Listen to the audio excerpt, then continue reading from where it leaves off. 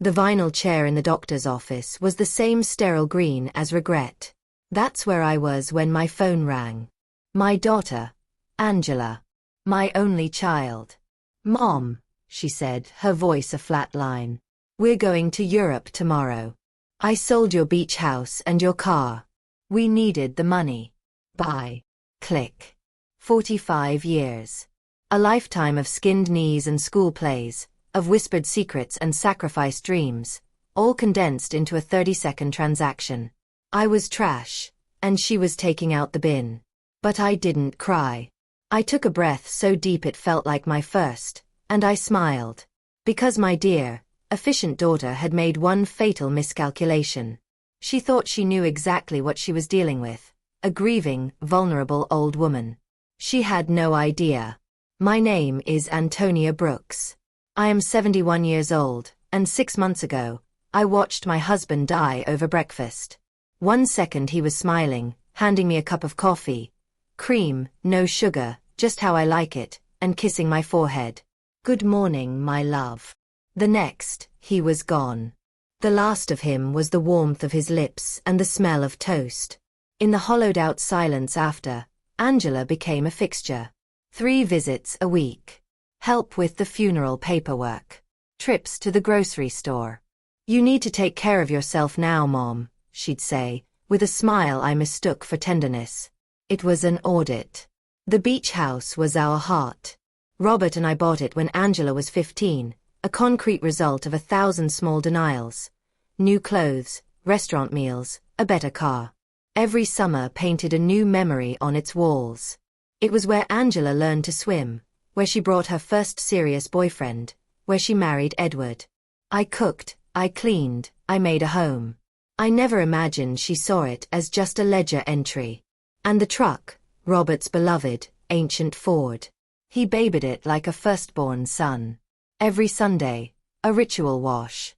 Its seats still held the ghost of his aftershave. She knew what it meant. She sold it anyway. Sitting in that ugly chair, surrounded by the coughs and sighs of strangers, a profound calm descended on me. It was the stillness after a storm has passed, revealing unexpected, solid ground. And with it came a memory, sharp and clear.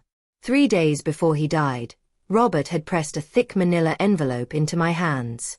"Antonia," he'd said, his voice quiet but serious, "put this in your dresser drawer. If something happens to me, open it when you feel ready. Not before." Grief had buried it. Now, betrayal exhumed it. The doctor pronounced me healthy. "Good for your age," he said. I nodded, my mind already miles away, flying toward that envelope. I took the bus home. I no longer have a car, I thought, and the absurdity made me want to laugh. She thought she'd left me destitute, riding public transit with the rest of the city's ghosts. She had no idea that Robert, my quiet, steady Robert, had always been several moves ahead. The house was empty, but the shadows felt like company. I went straight to the bedroom, to the dresser that had stood sentry for decades. There it was. My name was written on the front in his precise, familiar script. Sitting on the edge of the bed we'd shared, I opened it like a sacred text. Inside was a world. Deeds. Bank statements with numbers that seemed to belong to someone else's life. Share certificates. And a letter. "My dear Antonia, if you are reading this, I am no longer with you. Forgive the secrecy. I never wanted you to worry." The words blurred. I wiped my eyes. "We are not poor, my love. Over the years I invested. We own 6 other properties, including the apartment building where Angela and Edward live. You are rich. You always were, but now it's on paper." The paper trembled in my hands. Robert, my bus driver husband who packed a lunch every day, was a secret king. He'd built an empire from our humble savings, brick by invisible brick. I kept this from Angela deliberately. I wanted her to love us for who we are, not what we have. The irony was a physical blow, leaving me breathless. She had discarded us, thinking we were worthless. We owned the ground she walked on. That night, I didn't sleep. I wandered through the rooms, trailing my fingers over the outdated knickknacks Angela hated. I stopped before a photograph. Angela at 5, shrieking with laughter on Robert's lap, her tiny hands tangled in his hair. Where did that girl go? When did she become this cold strategist, seeing only balance sheets where there was once a family? The phone rang early the next morning. Her voice was different now. Syrupy, performative. Mom, we transferred the money. Your share. It's not much, but it'll help for a few months while you downsize. My share. 30%. That's fair, right? Edward's opportunity in Europe is huge. 30%. Of my own life. How generous, I said, my voice smooth as glass. When do you leave? This afternoon. Don't worry, when we're back, we'll help you find a little place. Something that fits. Fits. As if my world should now be shrink-wrapped to her convenience. Have a safe trip, Angela. Oh, Mom, I knew you'd understand. We love you so much. The line went dead. I stood there, the receiver in my hand, and then I laughed. A real rippling laugh that had been buried under 6 months of sorrow. The sheer, magnificent absurdity of it. Her grand adventure, funded by theft and condescension, was a house of cards. And I held the deed to the wind. From my window, I watched them leave. Edward hoisted ludicrously large suitcases. Angela clutched an expensive leather bag. They were giddy, kissing like teenagers, never once glancing back at the house, at the window, at me. As the taxi vanished, I poured a cup of tea and spread Robert's documents across the kitchen table. The evidence of a hidden life. I could call a lawyer, unleash legal hell, and take it all back in a noisy, satisfying crash. But that felt too small. Too direct.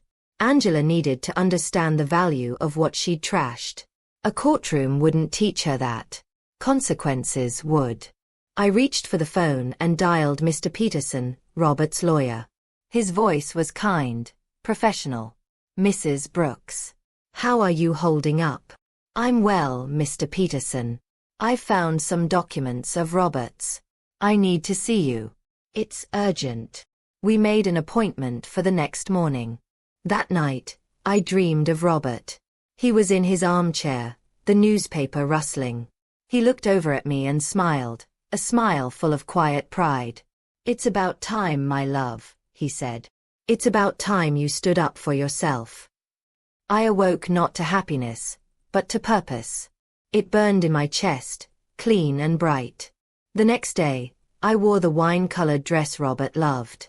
I looked in the mirror and saw, not a widow, but a general on the morning of battle. Mr. Peterson's office was all polished wood and muted confidence. He scanned the documents, his professional composure slipping. Mrs. Brooks. This is extensive. Robert was a remarkable man. You are the legal owner of all of it. The sale of the beach house was fraudulent. We can get it back immediately. We can also pursue criminal charges against. No, I said, the word crisp in the quiet room. No charges. I want it done quietly. Nullify the sale. Secure my control over everything, especially that apartment building. And I need one thing above all else, Mr. Peterson. He leaned forward. What's that? Secrecy. No one can know this comes from me. Not yet. He studied me for a long moment, seeing the steel beneath the pearl necklace. A slow smile touched his lips. He nodded. Of course. Walking back onto the bustling street, I felt the world had recalibrated. The city's noise was now a soundtrack to my silent campaign. I was no longer Antonia Brooks, the abandoned widow. I was the ghost in the machine. Mr. Peterson's call came through with the precision of a metronome. That should take another 2 weeks. Perfect. Keep me informed. After hanging up, the silence in my kitchen felt different. It was no longer empty, but charged with potential. Angela had been gone for 3 weeks without a word. To her, I was a closed account. But I could feel the tectonic plates of her fantasy world beginning to shift. Europe wouldn't be the escape she'd imagined. The pull was magnetic. I needed to see it. I took the bus to the coast, the familiar route, a thread connecting my present to 1,000 past Sundays with Robert. And there it was, the cream-colored cottage, the porch facing the sea, stubbornly unchanged. Someone had placed bright geraniums on the steps, a cheerful, invasive touch. I sat on the curb, not as an owner, but as a ghost. I could almost hear the echoes, Angela's childhood shrieks as she chased waves, the sizzle of Robert's fish on the grill, the murmur of later years filled with her friends, then Edward. She had commodified a museum of our lives. "Are you all right, ma'am?" An older man stood on the porch, concern etching his face. "Yes. Just remembering." I knew the former owners. His expression softened with shared gossip. "A shame, what happened?" "They said the elderly owner was quite ill, needed a quick sale. We thought we got a steal. Turns out the sale wasn't legal. Had to give it back. Elderly. Ill." The words were tiny daggers. She hadn't just stolen my property, she'd crafted a narrative where I was a feeble burden, legitimizing her theft. I was a problem she'd neatly solved. "I'm glad you didn't lose your money," I said, my voice remarkably steady. "Luck was with us. Though we did love the place." I left with a stone where my heart should be. The money was incidental. It was the story she'd told about me, the erasure of my personhood, that carved the deepest wound. That night, I called Mr. Peterson. "I want Robert's truck back." A pause. "That's more difficult. The truck was in your name, but your daughter had a power of attorney to sell it." The memory surfaced, murky and shameful. Grief befuddled, drowning in paperwork after Robert's death, I had signed stacks of documents Angela placed before me. Just funeral formalities, Mom. Legalities. I'd been so desperate for her to handle the unbearable weight of it all. My signature had been my surrender. "She played me," I said, the truth cold and clear. "We can attempt to prove you signed under deception. It's not a guarantee. Do it. I want it all back." My life bifurcated. By day, I was Antonia Brooks, the poignant widow, accepting casseroles from Aurora, nodding gratefully at the butcher's pity, a staple of neighborhood tragedy. By afternoon, in the quiet fortress of my home, I became someone else. I pored over Robert's documents, not as sentimental relics, but as blueprints. I learned about commercial real estate appreciation, debt leveraging, and silent partnerships. I discovered Edward's desperate, foolish loans against an asset he never owned. The trap he'd built for himself was exquisite. Then, the call. "Mrs. Brooks, all the paperwork is complete. You have full control. And I've recovered the truck." The buyer was amenable once the situation was explained. A wave of fierce satisfaction washed over me. Excellent. Now, one final task. Send a letter to my daughter. What kind of letter? An eviction notice. 30 days to vacate. The silence on the line was profound. "Mrs. Brooks, are you certain?" She decided I was unimportant. Now she'll learn exactly how important I am. Send it to her here. I have a feeling she'll be home soon to receive it. I wasn't wrong. That very afternoon, Aurora arrived, breathless with news. Edward's fraudulent loans had unraveled. The bank was investigating. The European business was exposed as a lie, a frantic escape from debt. Angela will have to come back to sort this mess. Aurora concluded, eyes wide with scandalized pity. Perfect, I thought. That evening, I sat on the porch. Robert's stars glittered coldly above.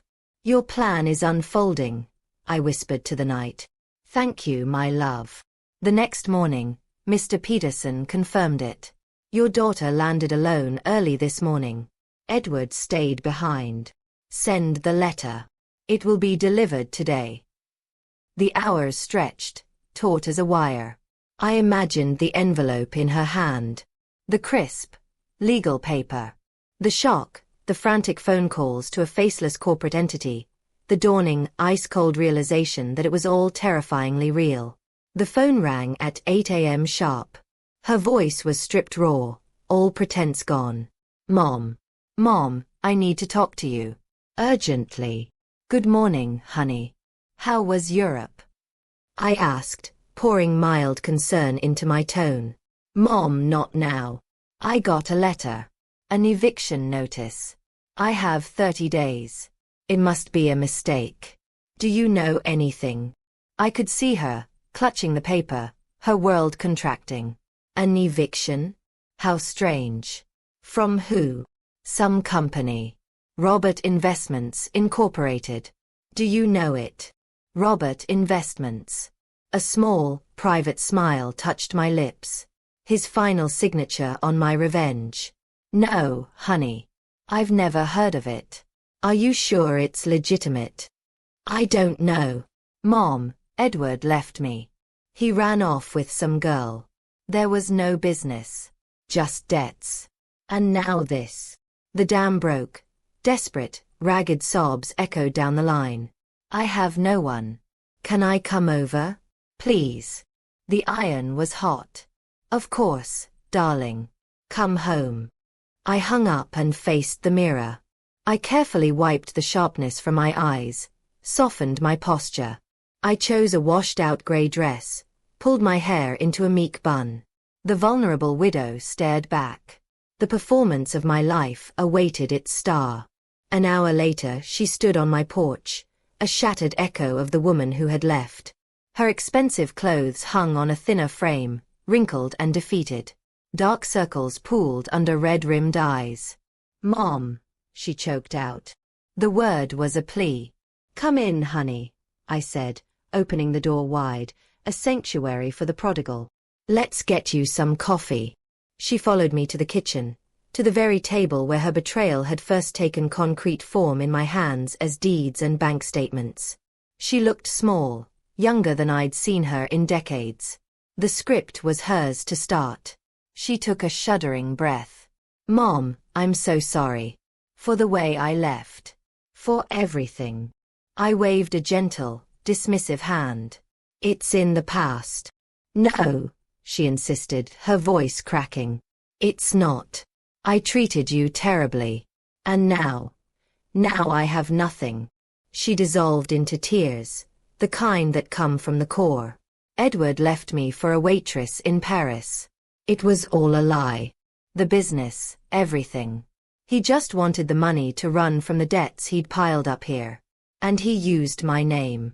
I let the silence sit, a comfortable blanket. Oh, Angela. He's ruined me, Mom. And now this letter. I don't understand what's happening. She looked up at me, a child seeking answers from the only source of comfort she had left. My carefully constructed pity felt almost real. Well, I said softly, pouring more coffee. We'll just have to figure it out together, won't we? The banks say since we were married, I'm responsible, Angela finished, the words dissolving into a wet, ragged breath. She wasn't performing anymore. This was the raw, ugly sound of a life imploding. For a moment, the mother in me won. My arms ached to pull her close, to murmur the old hollow comforts. It will be okay. We'll fix it. The instinct was a deep, cellular pull. But then I heard it again, that crisp, clinical click from the doctor's office. I saw her, not crying at my table, but coolly loading suitcases into a taxi without a backward glance. The pain was an excellent professor. It hardened my resolve. Did you talk to a lawyer about the eviction? I asked, keeping my voice a gentle monotone. I can't afford a lawyer, Mom. We spent everything. Edward took the rest. She wiped her nose with the back of her hand, a childlike gesture that clashed with her expensive, ruined blouse. I don't know what to do. I thought, maybe I could stay here? Just until I find a job. Just until I can get on my feet. There it was. The request I had engineered, laid at my feet with perfect, pathetic timing. She wanted sanctuary from the very storm she'd sent my way. She sought refuge in the woman she tried to render homeless. Of course, honey, I said, the words flowing like warm syrup. This will always be your home. The shock on her face was its own reward. She had expected resistance, deserved recrimination. My unconditional surrender baffled her. Really? After everything? You are my daughter, I said, a simple, unassailable truth. That will never change. She launched herself at me then, a collision of desperation and gratitude. I caught her, my arms closing around her thinner frame. I held her, patting her back in the universal rhythm of comfort. But my hug was a cage. My compassion was a calculation. I was measuring her despair, ensuring it was deep enough to drown the person she had been. Thank you, Mom. I promise I won't be a burden. Don't worry about any of that now, I soothed. Rest. We'll figure it out. She left to gather her remaining things from the apartment. My apartment. I stood in the silent kitchen, the ghost of her embrace still on my skin. Phase 1 was complete. The wounded animal was in the den. Now, the real work could begin. That night, after the house was dark, I called Mr. Peterson. I need a full forensic audit of Edward's debts. Every loan, every lien, every forged signature. I want to know what legal weapons we have to sever Angela from his mess. That's a significant undertaking, Mrs. Brooks. It will take time. Time is what we have. And secrecy is paramount. No one can know this investigation originates with me. He paused. May I ask, what is the endgame? I looked out at the night, at Robert's stars. I'm going to save my daughter, Mr. Peterson. But first, she has to understand what it truly means to need saving. I poured a glass of Robert's best Cabernet, saved for a victory he hadn't lived to see. Tonight tasted like one. Angela moved in the next day, a study in diminished circumstances. 2 suitcases and a cardboard box containing the ashes of her old life. Watching her unpack in her childhood room was like watching a time-lapse of decay in reverse. The confident woman was gone, replaced by a hesitant ghost. Mom, she said, emerging with a familiar object. A manila envelope. I found this in a drawer at the apartment. It has your name on it. My breath hitched, but I kept my face a placid mask. Robert's handwriting, again. A smaller, sleeker cousin to the one that had started it all. How strange. Maybe Edward found it with Dad's things and never gave it to you. Her voice was edged with a desperate hope. A clue. A lifeline. Perhaps. I took it, my fingers steady now. Inside was a single key and a brief note.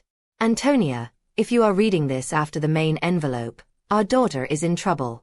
This key is for safety deposit box 247 at the central bank. Use what's inside to help her, but wisely. With eternal love. Robert. Angela read over my shoulder, her hope igniting into a flame. A safety deposit box. Mom, we have to go. There could be something. Documents, money. I let the hesitation play on my face, the reluctant mother fearful of more complications. I don't know, honey. Maybe it's better to let sleeping dogs lie. Please, Mom. It might be our only chance. I offered a weary, conceding smile. All right. Tomorrow. The dinner she cooked that night was edible, but flavored with shame. Each confession was a brick she laid upon herself. Edward lies, the forged signatures, the mountain of debt she now owned. He used me, she whispered, the realization finally sinking past her pride.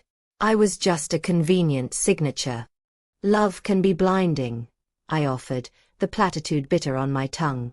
It wasn't love, she corrected, a new hardness in her voice.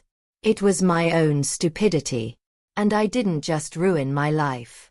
I ruined yours, too. Now we're just 2 poor women drowning. If you only knew, I thought, the power thrumming quietly in my veins. If you only knew the life raft you're sitting on. The bank the next day was all hushed tones and polished brass.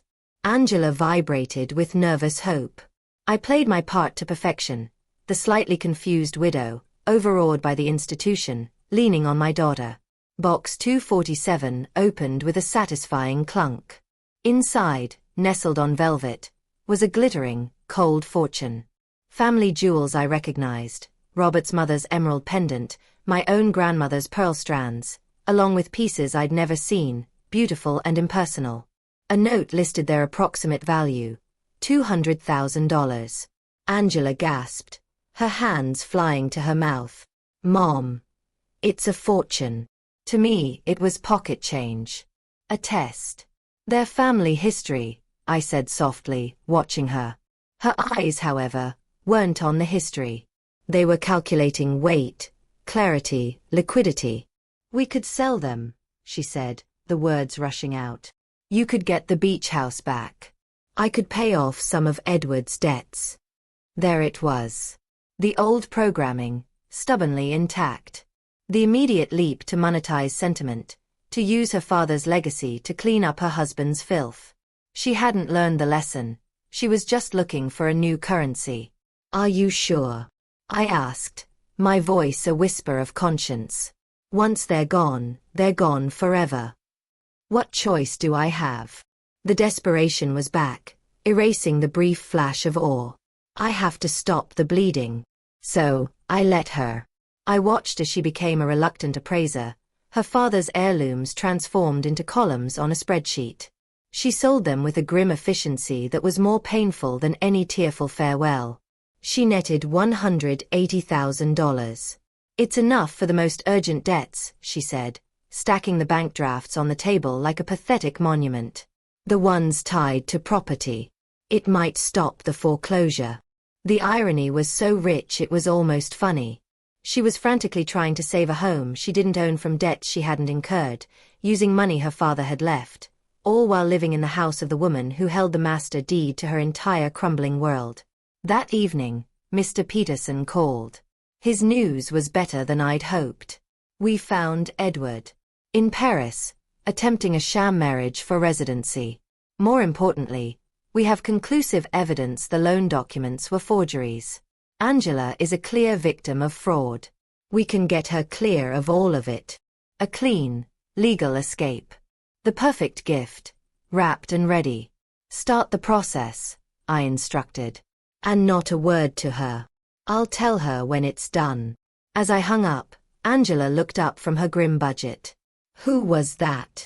Wrong number, I said, the lie effortless now.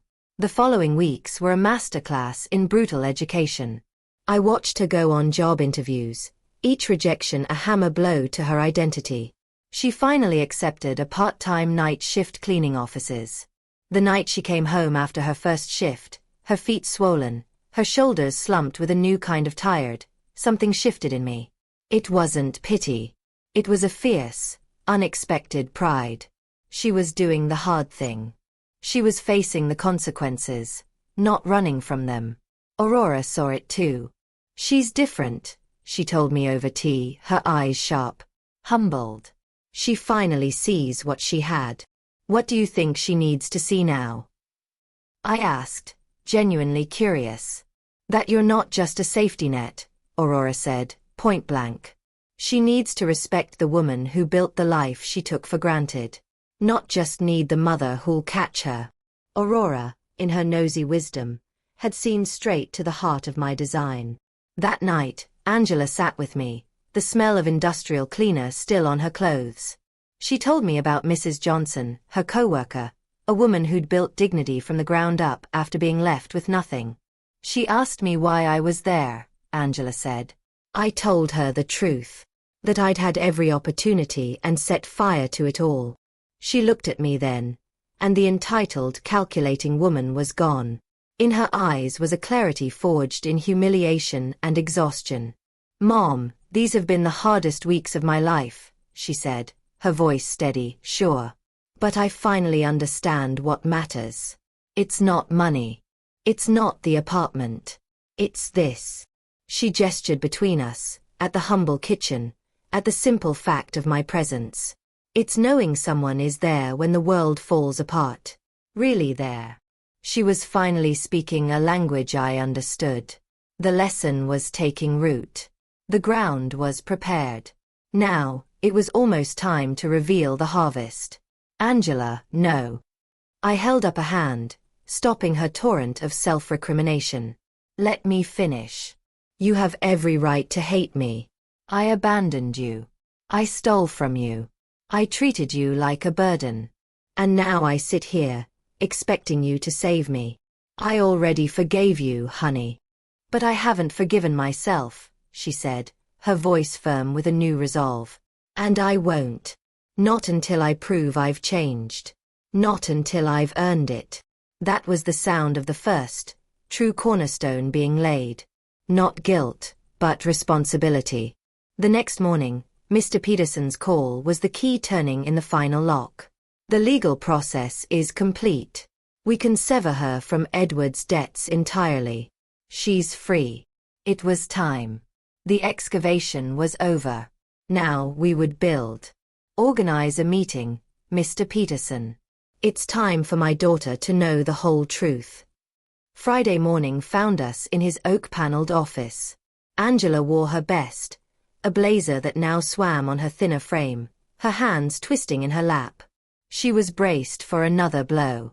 Mr. Peterson handed her a folder. Before we discuss anything, review this. She read. Confusion knitted her brow, then smoothed into disbelief. This says, the forgeries are proven. I'm not liable. But, who did this? I can't afford this. Mr. Peterson looked at me. The room tilted on its axis. Angela, I said, my voice calm in the sudden silence. There's something you need to know. Your father left me more than we ever knew. Much more. I nodded to Mr. Peterson. He placed the second, heavier folder before her. The rustle of paper was the only sound. I watched her face, a landscape shifting under seismic force. Confusion. Shock. The dawning, staggering comprehension. Her eyes flew to mine, wide with a kind of terror. You own my building, she whispered. You've known. Since the beginning. The questions weren't accusations yet. They were the stunned probes of a mind reassembling reality. You knew when I came back. You knew when I was crying. You could have fixed everything. Why? This was the crucible. The moment my silent war would be justified or condemned. Because you needed to learn, I said, each word deliberate, what you had tried to throw away. It wasn't the money, Angela. It was the love. The respect. The trust. You cashed it in for a fantasy. I couldn't just give you a new pile of money and call it even. You had to understand its value. You had to learn to save yourself. She didn't argue. She looked down at the deeds, at the proof of her own monumental miscalculation, and she began to cry. Not the desperate sobs of before, but a quiet, profound weeping of understanding. She saw the map of her betrayal, and the territory of my response. You saved me, she finally said, wiping her cheeks. I let you find the strength to save yourself, I corrected. There's a difference. Mr. Peterson quietly confirmed the mechanics of her freedom. The debt's gone, the properties restored. I saw the offer of a lifeless, easy comfort flash in her eyes and then gutter out. The cleaning job, I said. You can quit. She looked at me, and I saw not my child, but a woman. No. I'm keeping it. That job is teaching me what all Dad's money never could. The drive home was quiet, but the silence was no longer empty. It was full of a new and fragile understanding. In the weeks that followed, Angela kept her word. She went to her night shifts, coming home with the smell of bleach and hard-won peace. She paid rent from her meager earnings, insisting on it. She spoke of going back to school, for social work. I want to use what I've learned, she said, to help other people who are falling. Aurora, of course, noticed the change in the wind. The rumors are flying, Antonia, she said one afternoon, her gaze knowing. They say you're not so poor after all. I told her the truth. She listened, her expression cycling through horror, fascination, And finally, a deep approval. "It was brutal," she said, "but necessary. You didn't just get your daughter back. You helped her become someone worth having." One night, Angela came home and told me about Mrs. Johnson's question. "If your mom's rich, why are you still here, cleaning?" "What did you tell her?" I asked. "That I needed to prove to myself I could stand on my own feet." Angela smiled, a real, unburdened smile. She said, "That's the difference between being rich and acting rich." She said, "You taught me how to be truly rich." She laid out her plan then, not as a request, but as a declaration between equals. She would stay, not as a child in her old room, but as a partner contributing to a shared home. She would work, she would study, she would build a life of purpose, not privilege. "And Edward?" I asked much later, after a letter arrived from a French prison, full of hollow regret. She didn't even flinch. "That woman is gone. I have nothing to say to him." There was no bitterness. Just a door, firmly and finally closed. 6 months later, the transformation was complete. Angela excelled in her studies. We established a foundation, turning Robert's secret fortune into a public instrument for good. The final piece was the beach house. We drove there in Robert's reclaimed truck. Angela stood for a long time, just looking. "I want to apologize," she said, her voice thick. "Not just for selling it. For not feeling a thing when I did. It was just an asset. Now I can feel Dad in every board." We spent the day cleaning, airing it out, not erasing memories, but reclaiming them. As the sun set, painting the ocean in gold and violet, she made her proposal. "Let's make it a shelter. For women who have nowhere to go. Let this be the place where families start to heal, not fall apart." I looked at her, this strong, compassionate, resilient stranger who used to be my daughter, and felt a surge of pure, undiluted joy. Robert's plan, executed through my hands, had worked better than I ever dreamed. That night, on my porch, I looked up at his stars. We did it, I thought. We got our girl back. And in the quiet of my heart, I heard his answer, as clear as if he sat beside me. "You were always the strongest part of my plan, my love." Justice had not been a verdict. It was a restoration. Not of wealth, but of character. We had not just reclaimed what was lost, we had built something new and unshakable in its place. Together.